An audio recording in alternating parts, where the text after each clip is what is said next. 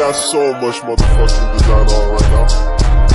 Bring it down, bring it back, make it clap. I got 3 old guys on the block, bitches on the line, and you know. Assalamualaikum warahmatullahi wabarakatuh. Perkenalkan, nama saya Azikri Ulia, NIM 2334012. Baik, saya di sini ingin menyelesaikan tugas video untuk ujian akhir semester mata kuliah pengantar pendidikan. Adapun materi saya yaitu observasi lapangan.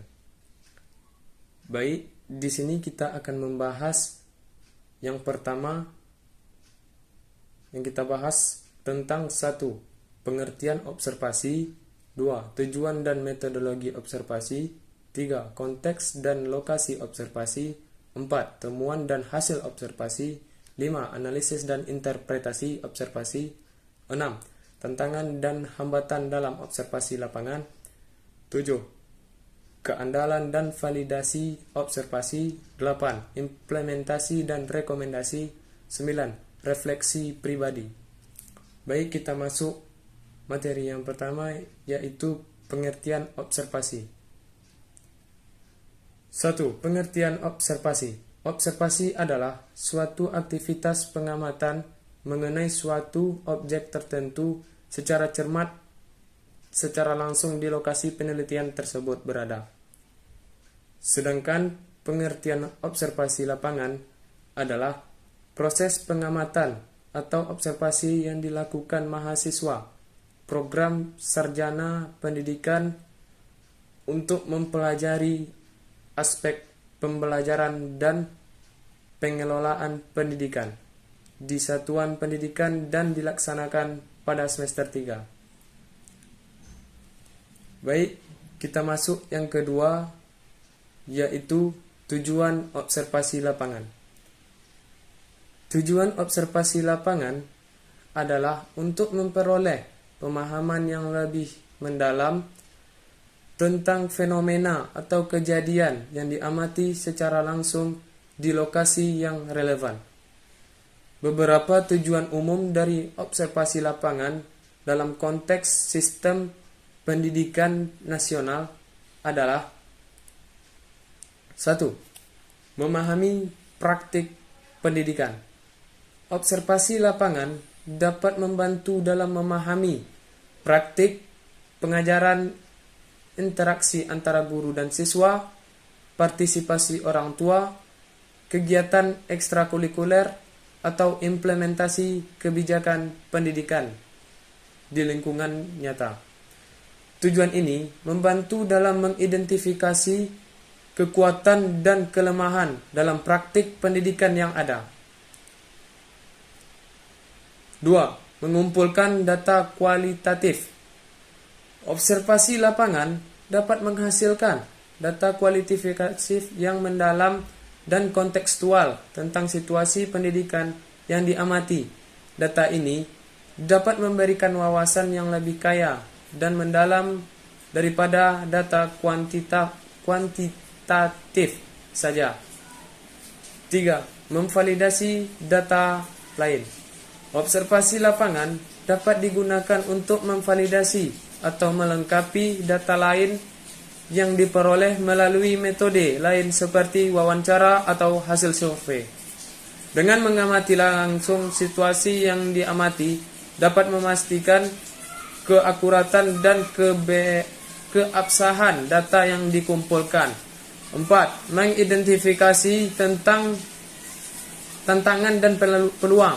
Observasi lapangan dapat membantu dalam mengidentifikasikan tantangan yang dihadapi dalam sistem pendidikan, seperti masalah dalam pengajaran, kurangnya partisipasi orang tua, atau masalah infrastruktur.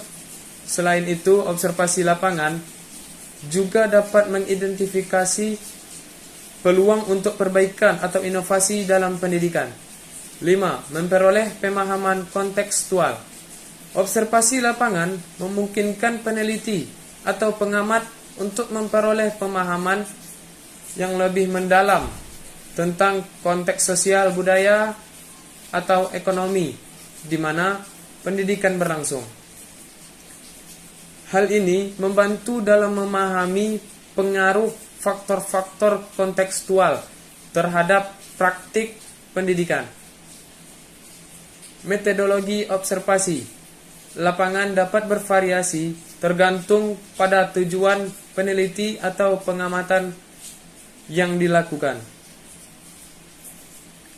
Beberapa metode yang umum digunakan dalam observasi lapangan adalah 1. Observasi partisipatif. Observasi partisipatif melibatkan pengamat dalam kegiatan yang diamati secara aktif sehingga dapat memperoleh pemahaman yang lebih mendalam tentang pengalaman dan perspektif subjek yang diamati. 2. Observasi non-partisipatif. Observasi non-partisipatif, pengamatan hanya mengamati kegiatan atau interaksi tanpa terlibat secara langsung.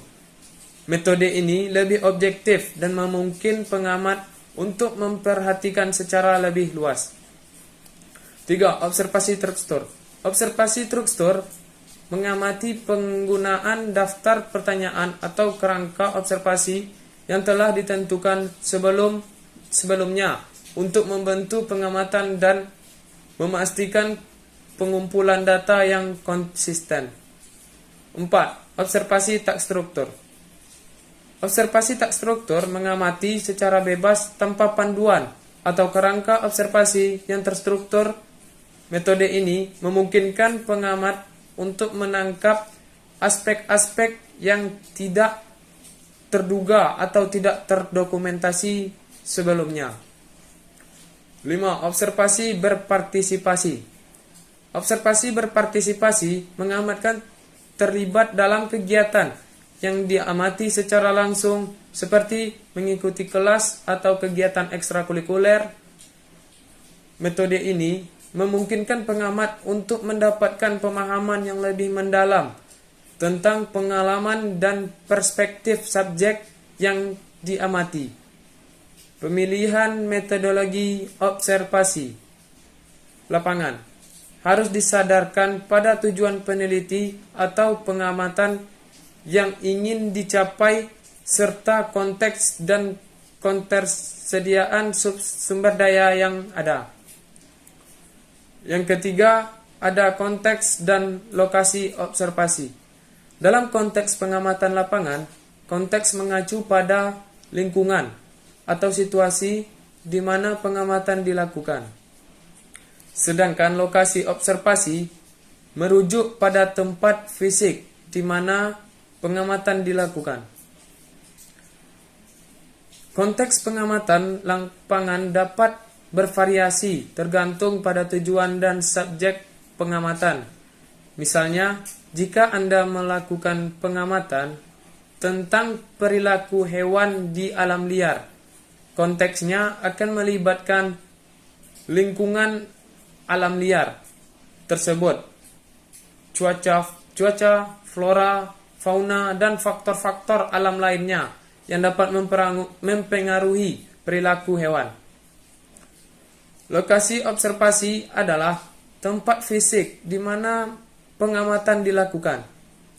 Ini dapat mencakup berbagai tempat seperti hutan, padang rumput, laboratorium, kota, atau bahkan ruang kelas. Pemilihan lokasi observasi harus didasarkan pada tujuan pengamatan dan ketersediaan aksesibilitas serta keamanan. Penting untuk mempertimbangkan konteks dan lokasi observasi dengan cermat saat merencanakan pengamatan lapangan.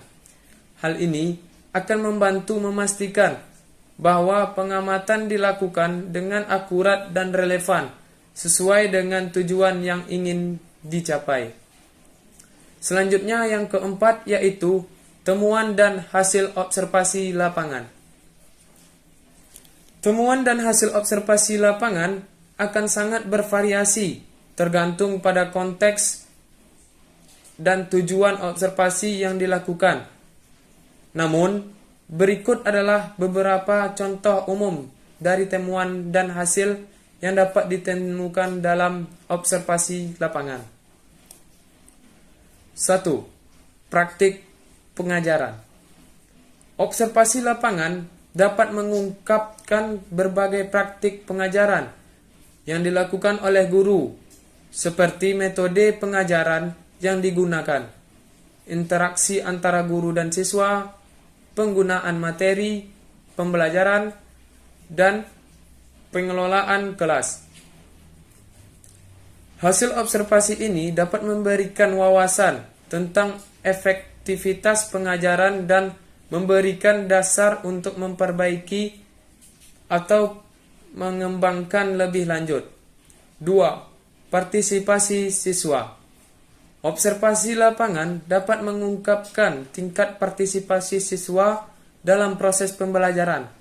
Hal ini dapat mencakup tingkat keterlibatan siswa dalam diskusi kelas, keaktifan mereka dalam kegiatan kelompok, atau tingkatan partisipasi dalam kegiatan ekstrakurikuler hasil observasi.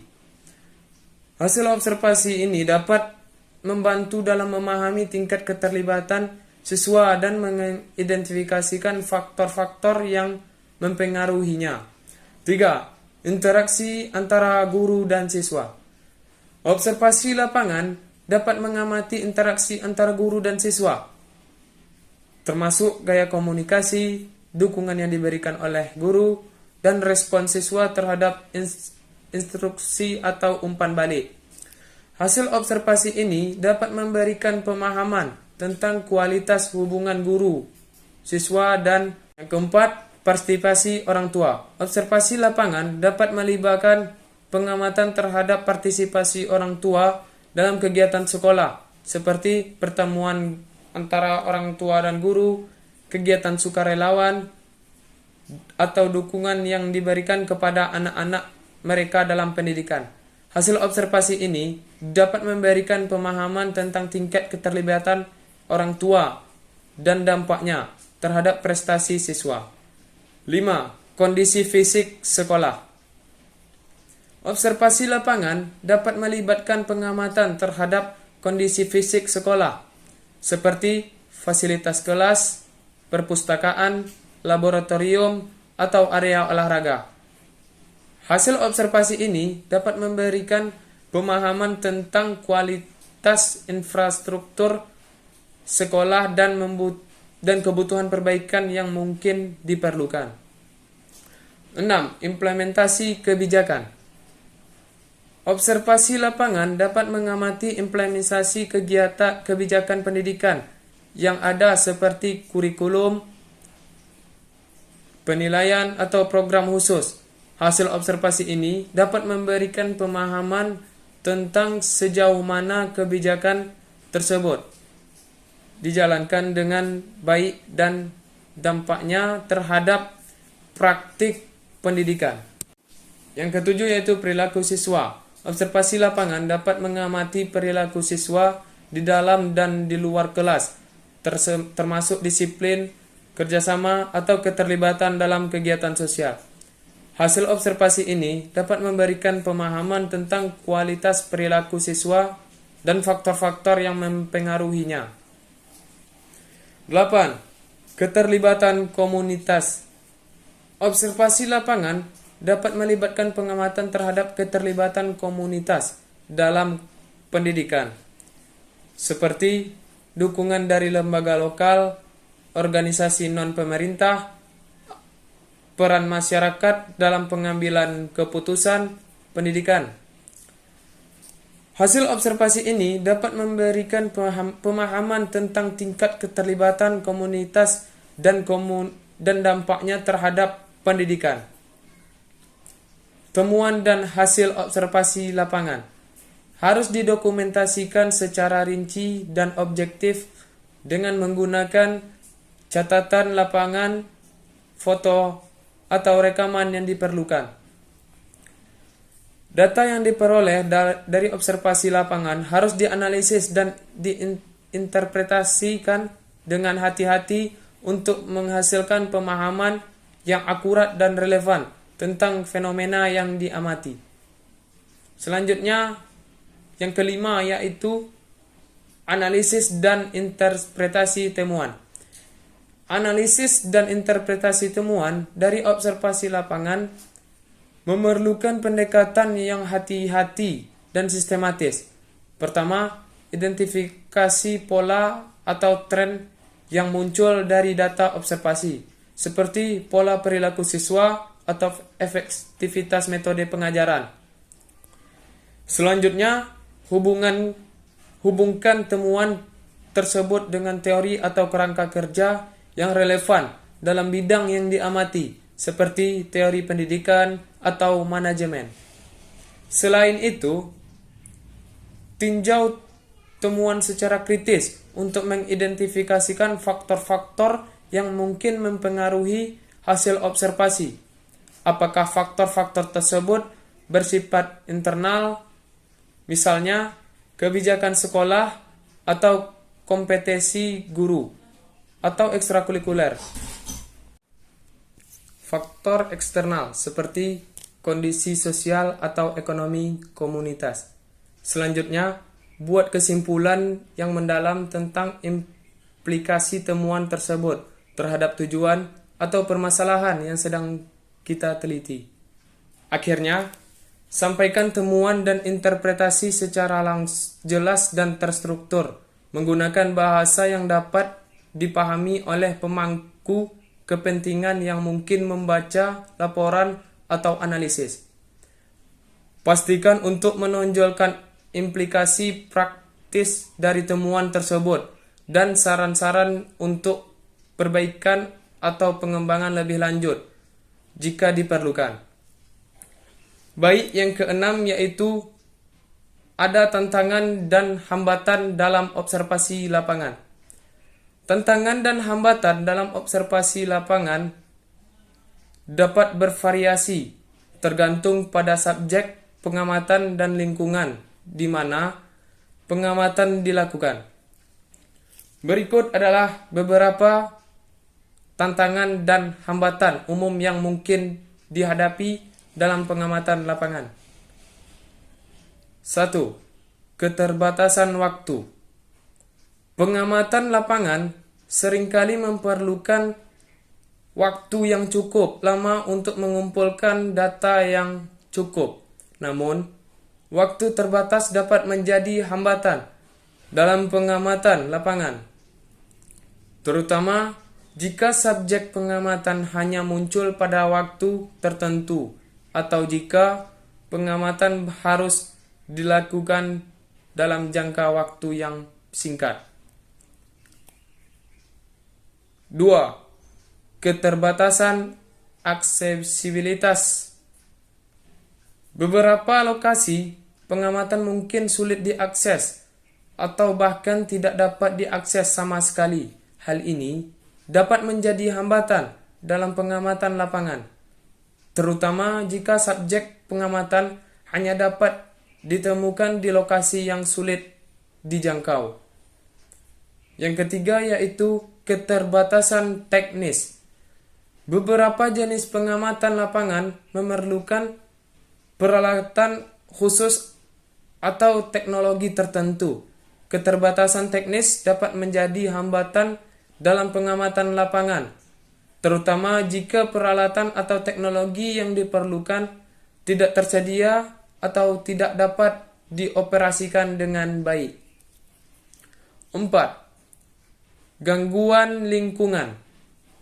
Lingkungan di mana pengamatan dilakukan dapat mengalami gangguan seperti cuaca buruk, kebisingan, atau gangguan dari orang lain. Hal ini dapat mengganggu pengamatan dan menghasilkan data yang tidak akurat. 5. Subjek pengamatan yang sulit diamati. Beberapa subjek pengamatan mungkin sulit diamati atau bahkan menghindari pengamatan.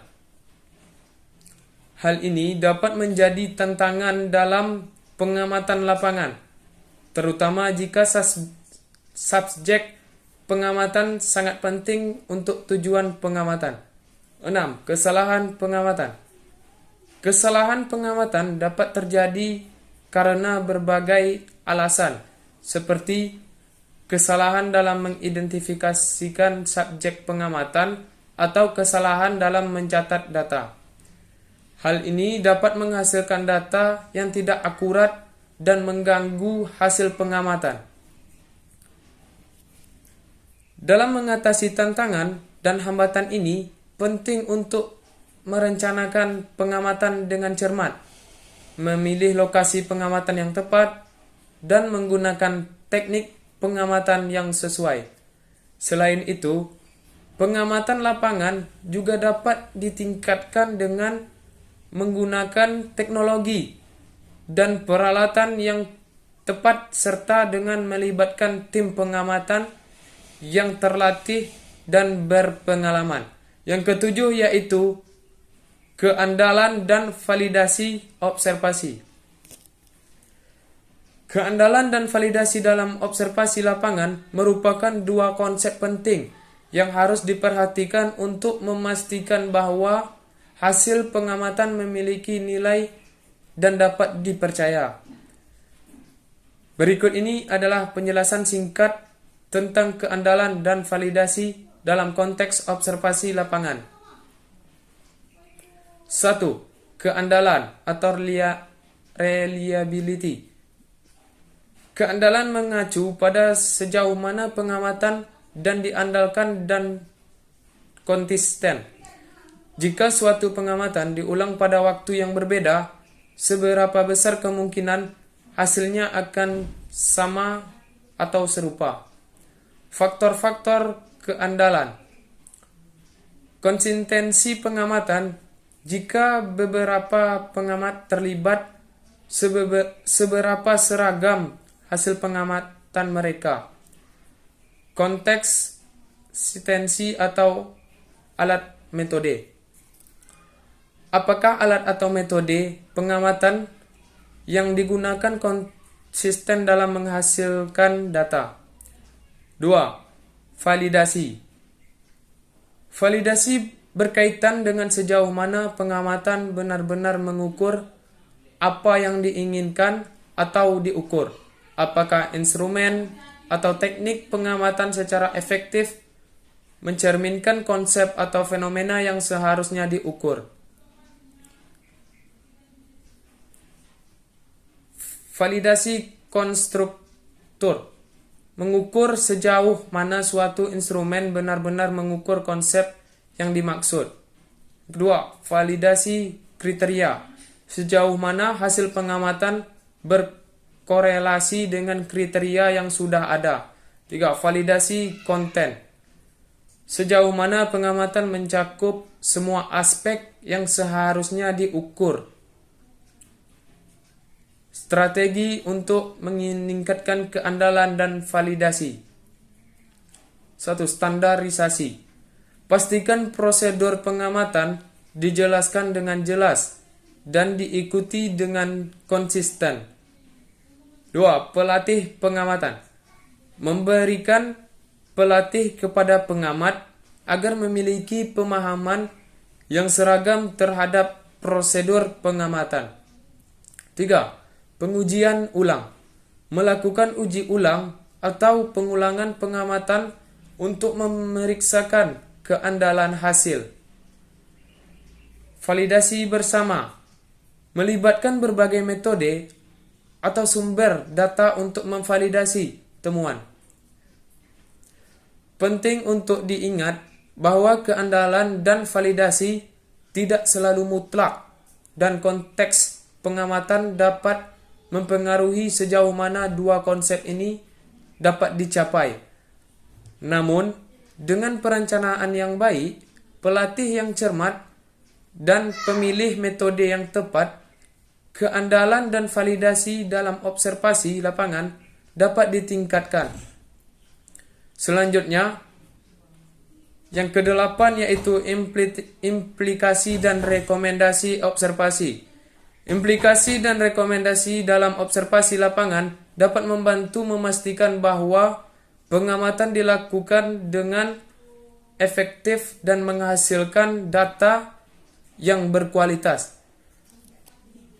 Berikut adalah beberapa implikasi dan rekomendasi yang dapat diterapkan dalam observasi lapangan.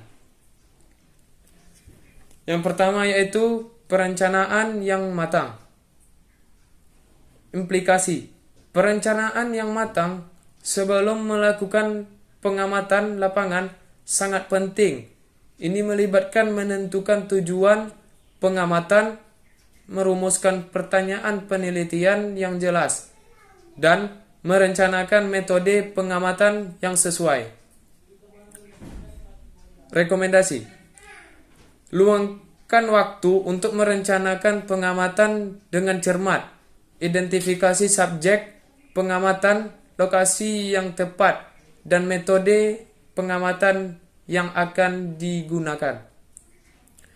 Pastikan bahwa peralatan dan sumber daya yang diperlukan tersedia. 2. Pelatihan dan konsistensi pengamat. Implikasi. Pelatih yang memadai bagi pengamat sangat penting untuk memastikan konsistensi dalam pengamatan.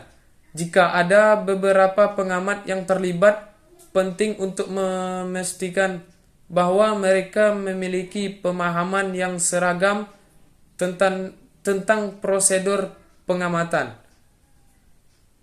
Rekomendasi. Lakukanlah pelatihan yang memadai bagi pengamat sebelum melakukan pengamatan lapangan. Jelaskan dengan jelas prosedur pengamatan, kriteria pengamatan, dan metode pengumpulan data. Pastikan bahwa pengamatan memahami tujuan pengamatan dan memiliki keterampilan yang diperlukan. 3. Validasi dan verifikasi data. Validasi dan verifikasi data adalah langkah penting untuk memastikan keandalan dan validasi hasil pengamatan. Ini melibatkan memeriksa kembali data, membandingkan dengan sumber data lain, atau melibatkan pengamatan lain untuk memverifikasi hasil pengamatan. Lakukanlah validasi dan verifikasi data secara berkala. Gunakan teknik seperti pengamatan ulang, triangulasi dan dengan data sumber lain, atau melibatkan pengamatan independen untuk memverifikasi hasil pengamatan. 4. Catatan yang akurat dan rinci. Catatan yang akurat dan rinci sangat penting dalam pengamatan lapangan. Ini membantu memastikan bahwa data yang dikumpulkan dapat diinterpretasikan dengan benar dan digunakan untuk analisis lebih lanjut. Selalu catat data dengan akurat dan rinci.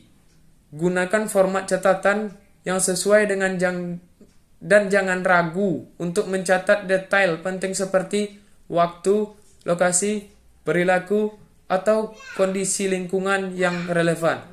Refleksi dan evaluasi. Refleksi dan evaluasi setelah pengamatan lapangan dapat membantu mengidentifikasikan kekuatan dan kelemahan dalam proses pengamatan. Ini membantu meningkatkan kualitas pengamatan di masa depan. Setelah itu, pengamatan selesai. Luangkanlah waktu untuk merefleksikan dan mengevaluasi proses pengamatan. Identifikasi apa yang berhasil dan apa yang perlu ditingkatkan. Gunakan pengalaman ini untuk meningkatkan pengamatan di masa depan. Dengan mengikuti implementasi dan rekomendasi ini, pengamatan lapangan dapat dilakukan dengan lebih efektif dan menghasilkan data yang berkualitas. Hal ini akan membantu memperoleh pemahaman yang lebih baik tentang subjek pengamatan dan mendukung analisis dan interpretasi yang akurat. Yang terakhir yaitu ada refleksi pribadi. Refleksi pribadi memberikan refleksi pribadi tentang pengalaman melakukan observasi lapangan, termasuk pembelajaran yang diperoleh, kesulitan yang dihadapi, dan saran untuk penelitian atau observasi lapangan di masa depan. Demikianlah video materi yang dapat saya sampaikan. Lebih dan kurang saya mohon maaf. Wabillahi taufiq wa hidayah. Wassalamualaikum warahmatullahi wabarakatuh.